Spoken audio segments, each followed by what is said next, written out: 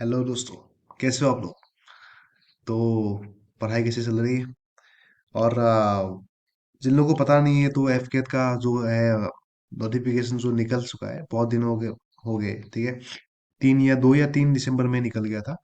तो एक बहुत कॉमन डाउट होता है बहुत लोगों का, ठीक है, कि भाई मेरा ट्वेल्थ में मतलब क्या है ना, मैथ्स में 60% नहीं है, ठीक है, लेकिन फिजिक्स में है। या फिर मेरा मैथ्स में 60% है लेकिन फिजिक्स में नहीं है, तो मैं क्या एलिजिबल होऊंगा? या फिर एलिजिबल होऊंगा तो मतलब कौन सी मतलब आपका हो गया, मतलब ब्रांच हो गया, वहां पर मैं एग्जाम दे सकता हूँ या फिर भर्ती हो सकता हूँ। उसके बारे में बहुत लोगों का डाउट होता है। तो मैंने इसीलिए ये वीडियो बनाया है। तो अभी भी अगर किसी ने अगर फॉर्म फिलअप नहीं किया है तो अभी भी टाइम है, तो ठीक है। तो 31 दिसंबर तक है। मैंने लिंक डिस्क्रिप्शन में दे दिया है, तो आप लोग जाके चेक कर सकते हैं उधर, ठीक है। और वेबसाइट में क्लिक करने के बाद आपको बहुत सिंपल सा प्रोसेस होता है आपका, ठीक है। और अगर वीडियो चाहिए उस प्रोसेस के ऊपर तो आप लोग मैं बताइए, ठीक है, जल्दी से जल्दी। लेकिन मैं ये डाउट क्लियर कर देता हूँ क्योंकि बहुत बच्चों का ये मतलब क्या ना डाउट होता है कि भाई हम लोग दे सकेंगे कि नहीं भाई, अगर हमारा 60% नहीं होता है। तो इसको let's clear it out, okay.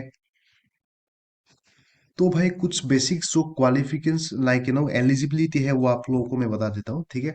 इस साल का मतलब 2025 का अगर आपका जन्म, ठीक है, मतलब क्या है कि 2022 के 2 जनवरी से लेके नो 1 जनवरी 2026 के अंदर है, ठीक है, तो आप लोग अप्लाई कर सकते हैं फ्लाइंग ब्रांच के लिए। ठीक उसी तरह आप लोग का अगर जन्म लाइक 2 जनवरी 2000 और 1 जनवरी 2006 के अंदर है तो आप लोग इस पर अप्लाई कर सकते हो, ठीक है।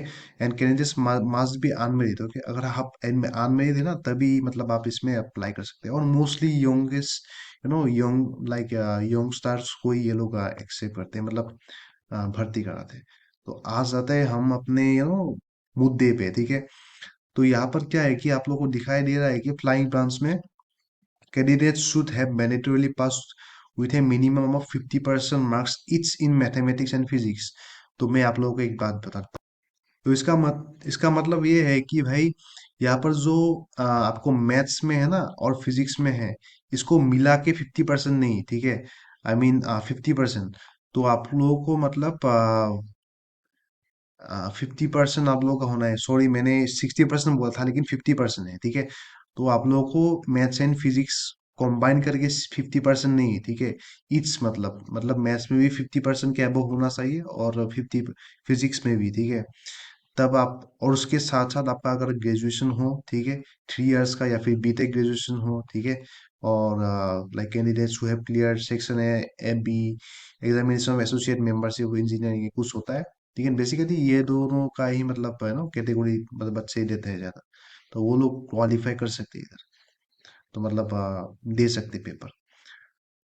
और अगर मैं अभी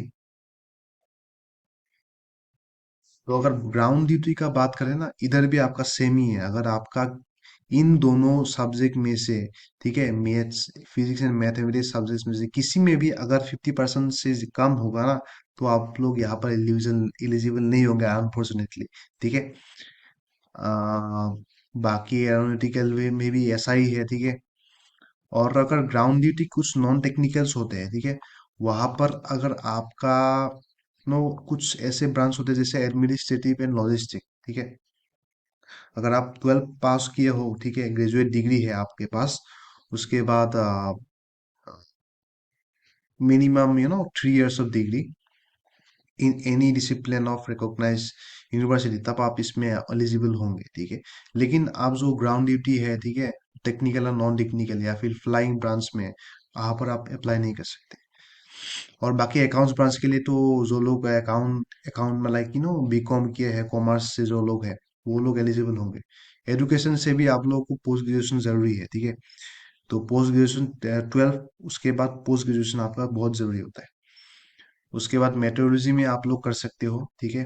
अगर आपका मतलब ये जो क्राइटेरिया है, अगर आपका क्वालिफाई नहीं होता, जैसे किसी का 49% हो गया मतलब मैथ्स में या फिर फिजिक्स में, तो आप लोग अनफॉर्चुनेटली वो तो नहीं दे पाएंगे ग्राउंड ड्यूटी या फिर फ्लाइंग ब्रांच में, लेकिन आप मेट्रोलॉजिकल में दे सकते हो, ठीक है, क्योंकि इधर में बस आपका 12 प्लस चाहिए, और BSc in with physics and mathematics with minimum 60% marks, और इक्विवेलेंट और 4 years of graduation in engineering, तो आप लोग यहाँ पर दे सकते हैं, ठीक है।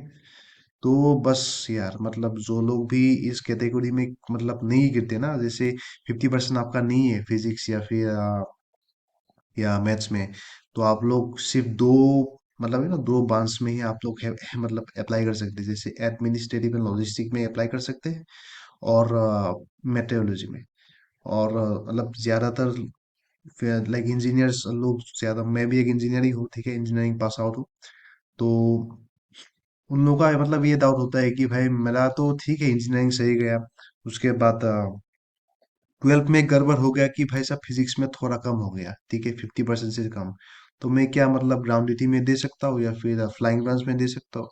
तो भाई नहीं यार, आप लोग नहीं देख सकते हो, मतलब वो लोग का कुछ क्वालिफाई मतलब क्राइटेरिया होता है।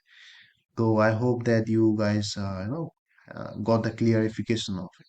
सो और भी ऐसे आएंगे वीडियोस, ठीक है, और बहुत ऐसे मतलब अभी आ रहे हैं, मतलब साल खत्म होने जा रहे हैं, लेकिन बहुत से ऐसे वैकेंसीज आ रहे हैं, तो उस पर भी वीडियो बनाऊंगा, ठीक है। तब तक के लिए बाय।